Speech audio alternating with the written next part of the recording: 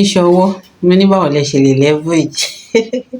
Someone is just smiling now, but ẹ má dá wọn lóhùn, ó fẹ́ distract wa ni. Ṣé rí oníṣọwọ́, báwo lẹ ṣe lè leverage? Let me tell you one thing. I always come about my story. When I got married, I married my husband because of handwork. Because of handwork. That's the reason why I say yes to my husband. Because I did not really think about whether you are a graduate or not. So far that you are a man and you have what we call handwork, I can marry you. That's the reason why I got married to my husband. Because mo mọ̀ pé iṣẹ́ ọwọ́ èèyàn kì í tọ́ ní jẹ. What next is for both of us to know how are we going to make it from this iṣẹ́ ọwọ́. Do you understand? Iṣẹ́ ọwọ́, when you know your iṣẹ́ ọwọ́, make sure that àwọn ọmọ ẹ̀ mọ̀ to the core. Let them know it to the core. Like my kid, one of my kids learning coding. But they people like coding yẹn gan. But the money they are collecting for this online coding is expensive for me. I was like, okay, what am I going to do? Immediately, mo lọ sórí YouTube. Me, myself, I started learning it. You understand? The moment the tọ́mọ mi ṣe tán, tí mo rí pé owó tó ta sọ ti tán ní ká tún san owó ìpọ̀, owó ilé kan gan ni wọ́n gbà. I was like, okay, no problem. Ibi tí wọ́n kọ́ dé. I start from there. Mo bẹ̀rẹ̀ sí ní kọ́ ọmọ mi because mo ti lọ learn ẹ̀. You understand? It's not less for me. Ṣé máa kọ́ tó máa fi wọ secondary school ni? If I know that I don't have time again, mo lè tún enroll ẹ̀ because I want her to know this thing. Do you understand? So, ṣé rí iṣẹ́ ọwọ́, ọmọ ní láti mọ̀ dáadáa. Kí ọmọ yín bá mọ iṣẹ́ ọwọ́ dáadáa, tó bá dàgbà ebi ò lè pa. You understand? Gẹ́gẹ́ bí mo ṣe máa ń sọ nínú fídíò pé nǹkan mẹ́ta ni kéèyàn plan láti fún ọmọ ẹ̀ lọ́jọ́ iwájú. Òun number one, òun ni ọ̀rọ̀ Ọlọ́run. Whether you are a Muslim or you are a Christian. Number two, iṣẹ́ ọwọ́. Number three, òun education. Kó bá dé ìlú kan, kó bá jẹ́ iṣẹ́ ọwọ́ ló fi ń jẹun bẹ́ẹ̀, á jẹun. Kó bá dé ìlú kan, kó bá jẹ́ pé education ló fi ń jẹun bẹ́ẹ̀, á fi jẹun. Do you understand? So let your kid have that three things lórí wọn. Do you understand? Nǹkan tí wọ́n fi ní ìdọ̀rọ̀ Ọlọ́run ni pé kí iṣẹ́ bá ṣú tẹ́bí tí ọ̀rọ̀ náà gbé gbà. Àáfà èké gan ni èké kò ní gbowó lọ́wọ́ wọn. Pastor èké kò ní láì fún wọn because they know what it takes. They know more about their religion. Do you understand? So let's come back to leverage. When you are a, let me use a, iṣẹ́ ọwọ́ pín sí kélekèle. We have one that is like iṣẹ́ ọwọ́ tó jẹ́ pé education ni but iṣẹ́ ọwọ́ ni.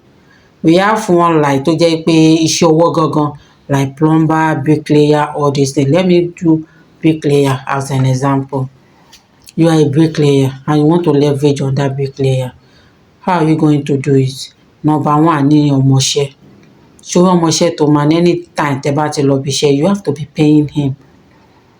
You have to be paying him because ṣé o mọ̀ pé ó gba iṣẹ́ yẹn ni. Do you understand?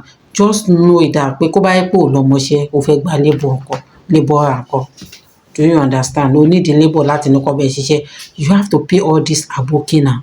Now you have a Yorùbá tó mọ ọmọ sí ẹ lọ́dọ̀ pé gbà o, ọmọ mi leléyìí o. Jẹ́ kó máa tẹ̀lé ọ kó lè fojú síṣẹ́ yẹn fún lówó. That money that you are giving him or her is like a reward. Ṣé o mọ̀ pé ó ń kọ́ṣẹ́ ni? It's like a reward. So yeah, you are late because ọmọ yẹn inú ó bá dọjọ́ kejì báyìí kò ní ò ní ìdá ti kanlẹ̀kùn kó tó kanlẹ̀kùn pé dáàdì mo ti dé mo wà lẹ́nu ọ̀nà so kẹ́ bá ti ń lọ ẹja máa lọ. Do you understand? For that bricklayer ni but the way people are using ọmọṣẹ́ ló fà tọ́wọn ọmọṣẹ́ ò fẹ́ kọ́ṣẹ́. You understand? For example, mo ti sọ bricklayer, jẹ́ n parí bricklayer.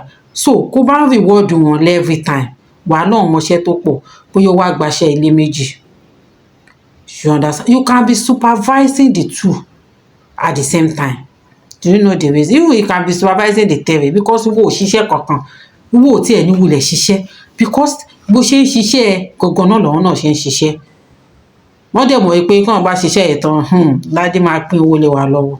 Because you have already shared the money with the work tó gbà. Why tó lè fún wọn lọ́wọ́ ní nǹkan? Instead of you to go and be spending money. And the reason why I say the money that most of you tó yẹ kẹ́ fún ọmọṣẹ́ tẹ̀ fún, you will later spend it lórí girlfriend. Because most of you always have a girlfriend. A plumber. Most of you, not all of you, always has a girlfriend. mo ti ṣiṣẹ́ gan kí n tó lọ ilé jẹ́ kọ́kọ́ wá ọmọ ọ̀lẹ kan.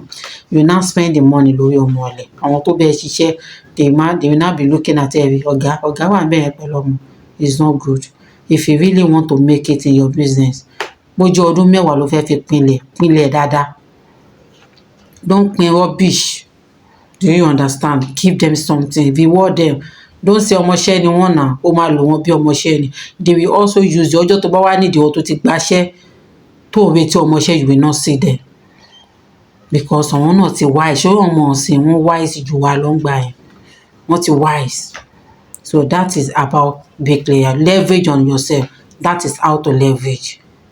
Bóyá kan wà ní Sango, ìkan wà ní Mòwe, and you have your own personal car. Even kó má ní car ẹ̀, wọ́n ti ṣiṣẹ́ tán, ó ti wo tẹ́lẹ̀. Just go there and check. Ṣe dáadáa. Or make sure that they mix that sound and this thing, cement. If nobody is trustworthy from them, do you understand? Or you have maybe Ogbani, or you have a CCTV that will be showing you the way they are pouring the cement. Èló ló fẹ́ ná inside that thing. Go bá dẹ̀ ti ṣiṣẹ́ tán, carry your CCTV and go. Do you understand? So just know how to leverage on yourself. There is a way that you can put CCTV that they will not know. Ask from the experts. They will not know that there is CCTV there. So that wàá lè mú iye cement, so that because kí wọ́n ní kí lè di bá bàjẹ́ tó nídìí ló ń dà. Kọ́ bá kọ́lé tí foundation ò sàn tó wó, ìwọ ló máa padà ní ó jẹ gbèsè. You understand? So that kọ́ bá ti miss ẹ̀ láti ilẹ̀, you now be going, go to other place. Make sure you do the same thing. You can even sit in one way. You can even have an office. Office ẹ̀yẹ náà dà pé o fẹ́ máa tajà ń bẹ̀ o. Be thinking, okay, ẹni ìgbésẹ̀ wá cement mi ló la máa lò kíní kan mélòó pé ilẹ̀ kọ́ wà bí. That is all. You understand? If you now put that thing into practice and see how many people, báwo ni iṣẹ́ ṣe máa lò, you will not be disappointing people because you have already leveraged on yourself. Hello wá Sumaila kíní kan, Yusufa kíní kan wá bí lọ síbẹ̀ yẹn, wọ́n àti ṣe àgbàgbé ká yọ window bẹ́ẹ̀. They will be happy to work for you because you reward them. Anything that you want to do, that you want to leverage, and you say you want to be okay, you have to be rewarding your employee. Reward them. You understand? Not like pé sanwó iṣẹ́, reward wọn. Jẹ́ kí ni wọ́n dùn, inú wọn náà ti dùn, àpò ẹ̀ ti wú, jẹ́ ká pò tí wọn náà, jẹ́ kó pẹlẹbẹ díẹ̀. Thank you for that. Now, fashion designer. Fashion designer. There was a day my friend she's telling me that I'm a ọmọṣẹ́. But I have done this video before on my Ajoke Kwara page. Try kẹ́ bá mi lọ wò lórí Facebook. So kí ni mo fẹ́ fàyọ lórí ọ̀rọ̀ fashion ni pé ẹ ti gbaṣẹ́ rẹpẹtẹ. Àwọn fashion designer like that my friend now, òun sì máa ń reward àwọn ọmọṣẹ́. O bá gbaṣọ wá láti ta tó ní o fẹ́ràn. My friend, don't ṣe kò kí ẹ̀ ó yá rán nǹkan machine wá everything wá. Machine ò dẹ̀ ń jẹ epo, kò ń jẹ nǹkan kan. So kí ni mo fẹ́ fà ní pé a lot of hairdresser mi, àwọn tailor mi ni wípé ó gbaṣẹ́ rẹpẹtẹ. Àwọn ọmọṣẹ́ bẹ́ẹ̀ ṣiṣẹ́, especially ń gbà ọdún. Common 500 naira you cannot give them. Common mineral you cannot give them. Tailor ẹ̀bọ́bí. Common 500 naira you cannot give them. Ó wá dọdún tó máa tẹ̀lé, ó ní àwọn ọmọṣẹ́ wọn fẹ́ kọ́ṣẹ́. They will never learn. You are the one that constitutes another thing into their life without rewarding them. O ti already gbowó. O ti ṣe everything. Mo yín bọ̀ lọ́dọ̀ yín proprietor sí o. You understand? How will you leverage on yourself as a fashion designer? Ọmọṣẹ́ tó ní òkè ó gbaṣẹ́ kan, ọmọ yẹn dẹ̀ òun ló gé, òun ló ràn. Ó dẹ̀ gbaṣẹ́ yẹn ní 3,000 for example. Kò sí nǹkan tó bad kó bá fún ọmọ yẹn ní 1,000, even 500 naira. Kó bá di lọ́la ọmọ yẹn gan mọ́mì yẹn ò gbé aṣọ wá ni. Ọmọ yẹn gan lè tún wá gbaṣọ níta kó gbé wá fún ẹ, kó dẹ̀ gba 3,000 tó mọ̀ kó máa gbà kíni 1,000 nínú ẹ̀. That's what we call affiliate marketing. Kò yẹ ṣe understand? Ó mọ̀ pé òun ò tí mọṣẹ́ because ó mọ̀ pé ọ̀gá mi ló máa guide mi lọ́tùn lósì. Á gbaṣẹ́ yẹn wá fún ẹ. Bó ó tí o gbogbo owó iṣẹ́ yẹn ọmọ tó tẹ̀ máa ń dùn mí tó á tó di December ẹ máa ní ìwọ̀n ẹ̀rọ ọmọṣẹ́ ẹ̀ lè rí. Ọ̀rẹ́ mi tó yẹ kó o tẹ̀ tún máa ń fún wọn ní nǹkan wọn wà ká tó wá ní ìwọ tó tẹ̀ fún wọn ní nǹkan kan. ta tó wá níwọ̀ tó fún ọ ẹlòmíì báyìí á máa jẹun báyìí yànmùyànmù ọmọọṣẹ́ wà lẹ́gbẹ̀ẹ́ ó rí pé ọmọ yìí especially ọmọ mi àpá kó má lè bèè pé kí ló dé ò jẹun látàárọ̀ àbó ti jẹun lé ni ẹ ò wá ní jẹun ọ̀sán ni kó má lè bèè lọ́wọ́ ọmọọṣẹ́ ọmọ tiẹ̀ dẹ̀ kí wọ́n á jẹ oúnjẹ mẹ́rin gan ní ṣọ́ọ̀bù kẹ́ tó close and you think you are building your children no you are damaging your children if you don't know because in the future they will be the one tó máa kọ́kọ́ kókọ̀ lọ́wọ́ ọmọ yẹn àbí ṣèbí wàá ṣàjáde lọ́jọ́ kan wọ́n bẹ̀rẹ̀ sí ni máa kọ́ ọmọ ẹ̀ ní kọ̀ọ̀kọ̀kọ̀. No, when you are rewarding your staff they will also be rewarding to you. That's what you don't know about this thing. Leverage on yourself.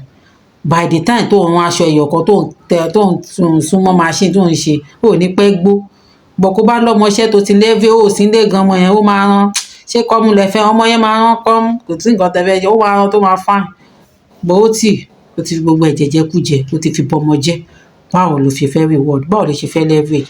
That's all about the fashion designer. Now ẹ̀yin hairdresser ẹ bọ́ bíbá ẹ̀yin hairdresser kẹ́yìn bá máa leverage lórí ọmọọṣẹ́ yín wàláì ẹ máa ní owó gan. Ó ní woman kan yẹn mú ìkọ́ ọmọ orúkọ ẹ̀ ni fact ó yẹ kí n promote woman yẹn sáìdì kọ̀tún yẹn ló ń gbé ó tiẹ̀ ti lọ gan ó ti lọ woman yẹn tiẹ̀ ti lọ mo ṣọ́ọ̀gbé bóyá gan lóyìn máa wà Nàìjíríà because woman yẹn mọṣẹ́ àmọ́ kó bá fẹ́ dá wọlé irun tó fẹ́ dá wọlé iṣẹ́ kan ọmọọṣẹ́ gbọ́dọ̀ ti dé o at least 50% náà ọmọọṣẹ́ wọn gbọ́dọ̀ ti dé àwọn ọmọ ẹ̀ máa wo bó ṣe àwọn ọmọọṣẹ́ máa wo bó ṣe ń ṣe ó dẹ̀ ṣe irun tán báyìí àkọ́kọ́ gbé mineral àkọ́kọ́ mú mi wá bò bóyá máa ti stop wọn like fanta kúdàánù fanta ni àmú bó dẹ̀ ṣe mu fanta tó gbégò lẹ̀ báyìí ẹ̀yọ́ ọmọọṣẹ́ ó yá ẹ̀ lọ́ra tọ̀dọ̀ yín tọ́jọ́ ṣerun yẹn ni ò tọ́jọ́ bẹ̀rẹ̀ ìwọ tó wá pẹ́ dé tó ń rèdí bọ̀ kò ní fún ẹrun discipline nìyẹn but pé o tètè dé o wàá mọ bọ́wọ́n ṣe ṣerun yẹn rò ni. ó leverage àìmọye ìgbà mi tẹ́ bá dé ṣọ́ọ̀bù ẹ̀ the same irun tọ́wọ̀n èèyàn mọ̀ sí which is Ghana weaving nígbà yẹn o gbogbo ọmọọṣẹ́ wọn máa ṣe Ghana weaving lọ ni ẹ ní mọ̀ọ́gà ẹ̀ ní mọ̀ọ́mọṣẹ́ so ṣé wíyí owó tó máa gbà lórí ọ̀wọ́n nìyẹn ṣé wọn dá sí èló ló fẹ́ fi ra mineral fún wọn èló ló fẹ́ fún wọn lálẹ́ there was a day tó jáde ó pẹ́ kó tó dé kó tètè dé gbogbo ọmọọṣẹ́ yẹn dúró nítorí wọ́n ti mọ̀ pé kí wọ́n madam bá ká tó lọ léla ló máa ń fún wa ní nǹkan so gbogbo àní lọ gbogbo wọn takò ní pé madam adé you understand that's what we call leverage. Ó tún padà sí ṣọ́ọ̀bù míì sọ́nà kí ló ń porúkọ ẹ̀ ọ̀nà Akẹ̀sán ó tún pè kọ́sọ̀ wọ́n yẹn máa ń wá láti Akẹ̀sán wá sí Gọ̀dùn gbọ́ ó tún padà sí ṣọ́ọ̀bù míì sọ́nà ọbẹ̀ tó jẹ́ pé ọmọọṣẹ́ ẹ̀ kan ló ní kó head ibẹ̀ that's what we call leverage. Leverage on yourself nígbà yẹn gbogbo wa ṣàtẹ̀ tí ní fóònù gan gbà yẹn ni èrò nítorí ó mọ Ghana weaving ó mọ ṣe gan ó leverage lórí ara ẹni don't collect money kó bá dẹ̀ tún bọ̀ láàárọ̀ báyìí ẹ yóò pé wọ́n ń ṣe birthday ni ó máa sí oúnjẹ tó máa kúnnú bí kọ́kọ́ tó dé sí ṣọ́ọ̀bù àwọn èèyàn tí ń ṣe irun lọ ṣé o mọ iye owó ìgbà yẹn 3,000 ló máa ń gbà lórí orí kọ̀ọ̀kan ṣé o mọ iye owó tó máa gbà wọ́n máa kúnnú ṣọ́ọ̀bù wọ́n máa kún kí náà pé kẹ̀ lọ́ máa ń pe báńkó nìyẹn wọ́n máa tún kún ìta kójú ò bá rọ̀ tọ́wọ́n mọṣẹ́ because of that èrò tó pọ̀ wọn èèyàn máa ń wá ìgbà kọ́mọ bá jẹ́ sí secondary school báyìí tọ́ ní owó tó máa fi ọmọ lọ́kọ́ tẹ́lọ̀ lọ́kọ́ yàdẹ̀sà lọ́kọ́ ọdún ẹ̀ lọ́ máa mú wá ládùúgbò yẹn òun fún ara ẹ̀ dẹ̀ á nígbà mẹ́ olókèrè ká máa kọjá á dẹ̀ ra aṣọ fún gbogbo àwọn ọmọọṣẹ́ yẹn tẹ́ẹ̀mì wò ní mú tiẹ̀ tọ́lá ò ní mú tiẹ̀ lọ́lá bọ́ńbíjọ́ ẹ̀rí oníkébè lọ mú aṣọ ń bẹ̀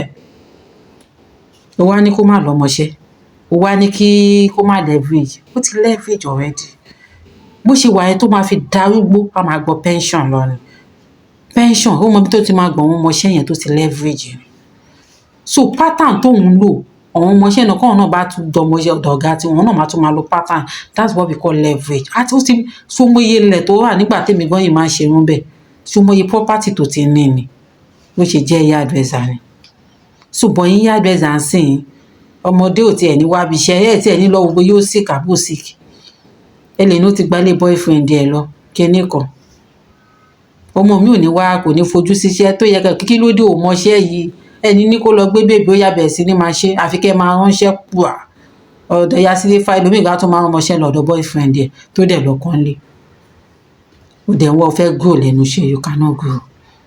That's all about tailor àwọn àbí hairdresser jàre. So now ìwọ láti iṣẹ́ ọwọ́ wo ló tún wà. So the next iṣẹ́ ọwọ́ tí mo tún fẹ́ sọ nípa ẹ̀ ni àwọn tó learn online like digital skill, data analysis, cyber security, àwọn solar solar panel, àwọn inverter. How are you going to leverage on yourself? Ẹ pàdé mi lórí next video. Thank you.